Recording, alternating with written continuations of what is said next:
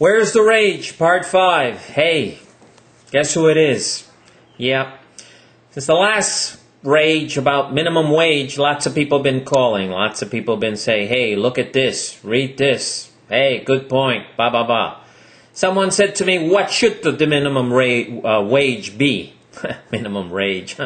Minimum wage be? Well, you know, I went down and pulled out my little marker. Yep, I came up with that. Can you see it? I put everything there basic.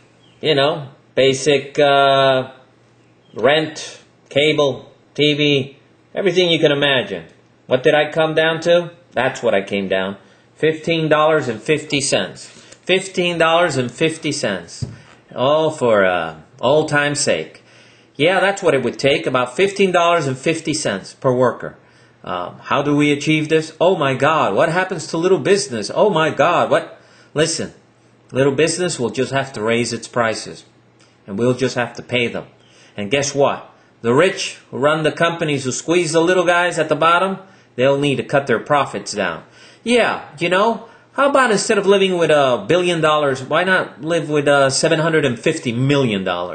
Why instead of taking $20 billion, not take $15 billion?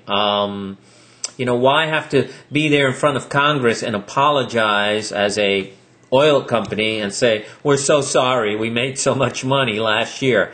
I mean, come on now, that really puts a bite on being a capitalist when you have to apologize for making money. All I'm saying is, you know, it only takes a library card. Yeah, a library card. You go to the library, you ask for a card, you go in and you start reading.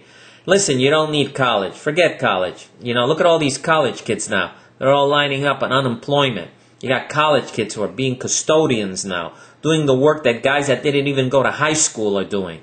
Everyone is scrunging for whatever crumbs are left, ladies and gentlemen.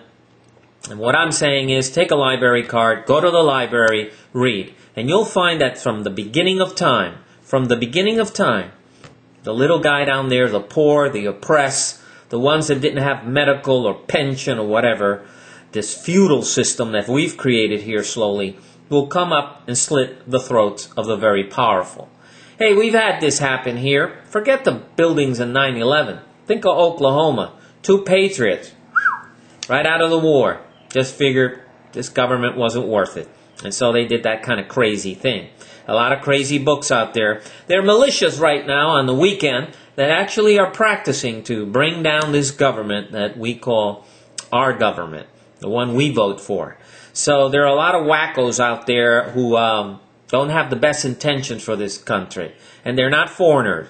They're good old boys born and raised right here.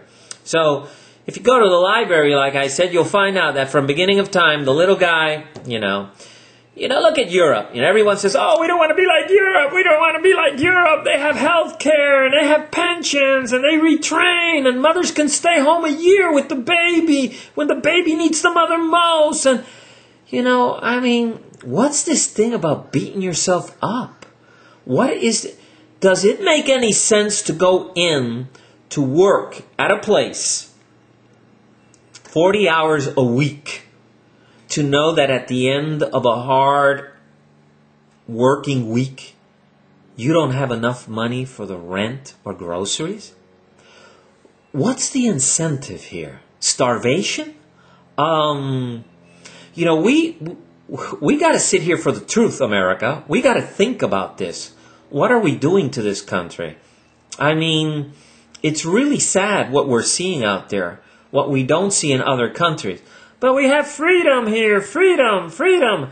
I mean, that word freedom, the word freedom and the word hero have been so saturated.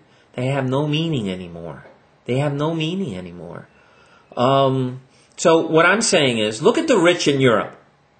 If you go to Europe and you talk to the rich, they'll tell you, you know, we had to give a big chunk of our richness to create a stable kind of society.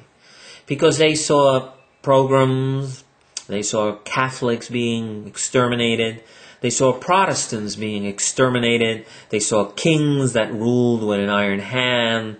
They saw nationalists. They saw Trotskyites. They saw communists, socialists.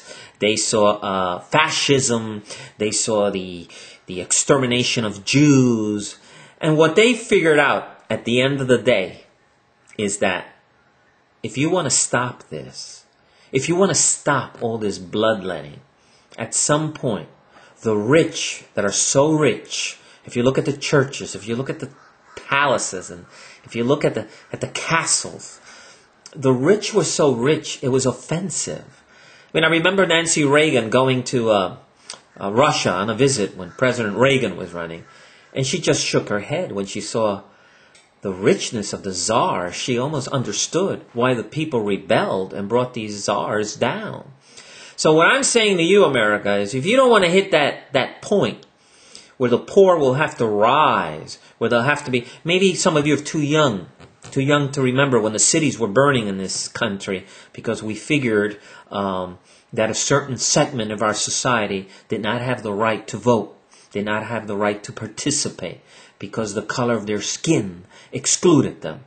And for those of you out there who are still having a problem, I mean, there's people out there who still have a problem with women making a fair wage. There's still people out there who have a problem with women working, period. There's people out there who still are dealing with the concept of Negroes sitting at the lunch counter at Woolworths. And I say, grow up, move on, let's get over it, okay? So what I'm trying to say here is that a lot of our problems go back to the minimum wage that people are not getting. Why is it that we have so much crime being one of the nations of the first world, that we need to exterminate people in what we call capital punishment? Why is it that we have so much teenage pregnancy? Why is it that we have so many people who are just uneducated?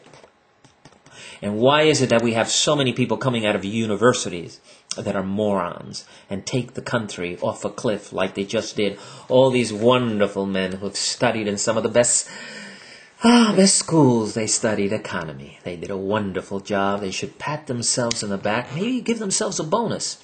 So what I'm saying there, for all those people who said, George, get back on that camera. Let's talk about the minimum wage. What should it be? There it is. It should be $15.50 as a minimum. You see all that I got there? I know, a lot of you are laughing. You can't stop laughing. Because a lot of those bills are not realistic. That's why I threw that $300 in there, hoping that that'll stabilize the whole, little math graphic here that I have, or whatever you want to call it. So please, you know where to go. I gave you last time a place where you can go. Let me see if I find it right here. Yes. Send this video to that congressman, that senator. Yeah. It's interesting, It's very interesting how everybody, when the economy goes up, they don't mention the president, but when the economy goes down, the word president is in front of every sentence they say.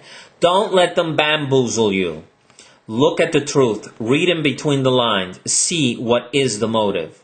And I'll let you with that until we come back to Where's the Rage, Part 6.